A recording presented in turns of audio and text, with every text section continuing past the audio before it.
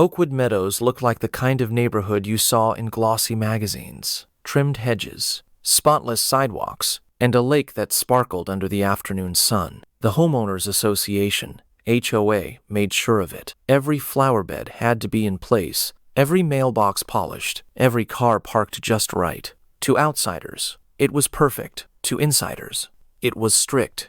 Daniel Harris had lived there for almost 8 years. He was a father, a widower, and a man who had learned to keep his head down. He followed the HOA rules, even when they felt unfair. The monthly meetings, the fines for small mistakes, the constant surveillance from security patrols. He thought it was just the price to pay for a safe neighborhood. But his daughter, Emily, saw it differently. Emily Harris was 32, confident, and the kind of woman who walked into a room and instantly took control. Her neighbors knew her only as Daniel's daughter who worked for the government. What they didn't know was that Emily was a tactical commander for the FBI. She had trained special units, led raids, and negotiated hostage standoffs. She was calm under pressure, calm in a way that unnerved people who underestimated her. And that underestimation was about to change everything. It was a Friday evening when Emily came over to visit her dad. Daniel had been struggling with his health lately, and she often spent weekends with him. After dinner, Emily offered to take a walk around the lake to stretch her legs.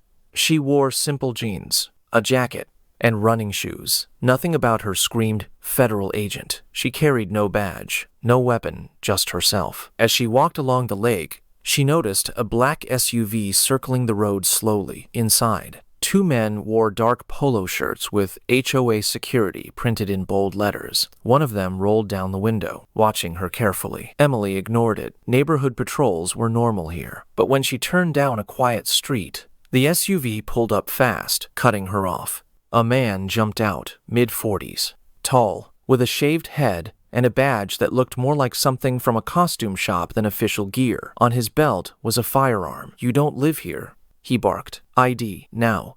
Emily raised an eyebrow. "Excuse me? You heard me. ID. This is private property." Emily stood tall. She had seen this kind of behavior before, power given to the wrong person. He wasn't a trained officer. He was a hired guard with authority issues. "I'm visiting my father, house on Maple Drive," Emily said evenly. "And unless you're law enforcement, you don't get to demand my ID." The man's jaw tightened. "Don't play smart with me. Step back against the car." She didn't move. "Are you detaining me? Because unless you have probable cause, I'll continue my walk." Her calmness rattled him. His hand shifted toward the firearm on his hip, and then he pulled it out. "Don't move," he shouted. For the first time, Emily's body stiffened not from fear, but from control. Her instincts screamed to disarm him, but she kept her hands visible. She scanned his stance, the grip on his weapon, his nervous breathing. He wasn't stable. That made him dangerous.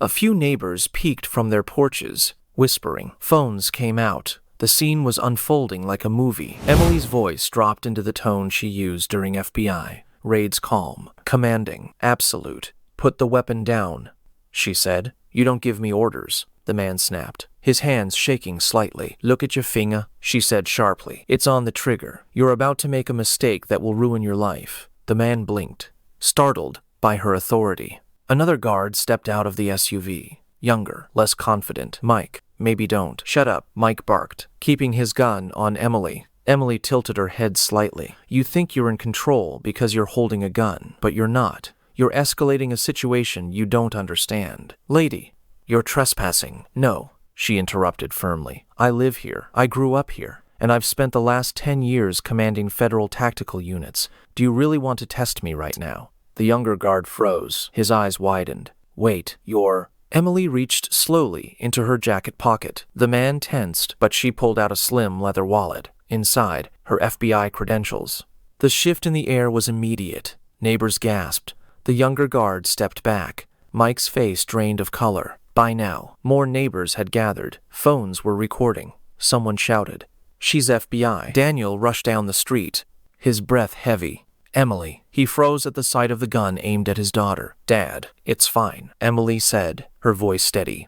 "Stay back." The HOA president, Mr. Lawson, appeared from across the street. His suit was wrinkled from being hastily thrown on. "What is going on here?" he demanded.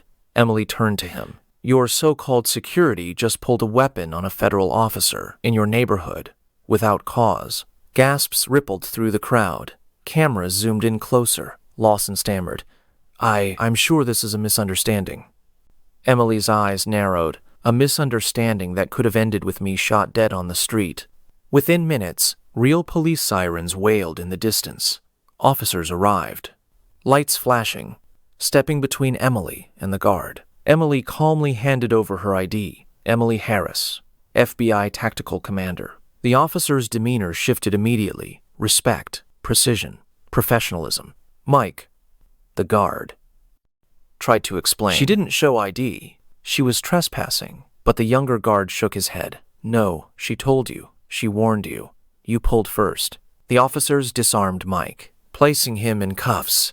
Lawson sputtered, trying to salvage the scene. We hire security to protect the community. Emily's gaze was sharp. You hired men with no training. You gave them weapons. And tonight, one of them aimed that weapon at your own residence.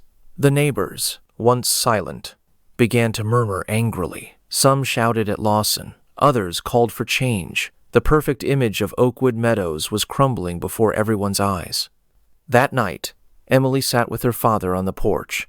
The chaos had finally died down. Police reports were filed. The guard was taken away. Lawson faced an emergency HOA meeting. Daniel looked at his daughter with pride and a touch of sadness. You shouldn't have to deal with this. Emily, not here, not at home. Emily smiled softly. Dad. People like that, bullies with power, they exist everywhere. But sometimes it takes standing up to them to remind everyone else they're not invincible. Daniel nodded slowly. The porch light flickered. The neighborhood quiet again. From that night on, Oakwood Meadows was never the same. The perfect image had cracks, now cracks that revealed truth. And everyone knew one thing for sure. Never underestimate Emily Harris. Not the HOA. Not their security. Not anyone. Because she wasn't just Daniel's daughter.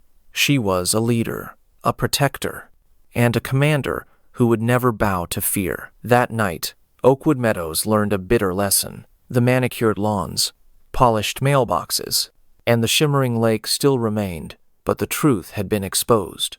Real power does not lie in rules or weapons. True power is in character, discipline, and integrity. Emily Harris showed everyone that authority built on fear is temporary, and when someone stands on the side of justice, even the strongest system can break. From that night on, the neighbors looked at their community with sharper eyes. They realized that behind the perfect image, flaws had always been hiding, and they never forgot. Daniel's daughter was not just a visitor. She had become the protector of that quiet street, a protector who should never be underestimated. Because Emily wasn't just a daughter, she was a warrior. And when a warrior comes home, there is no weapon stronger than the truth.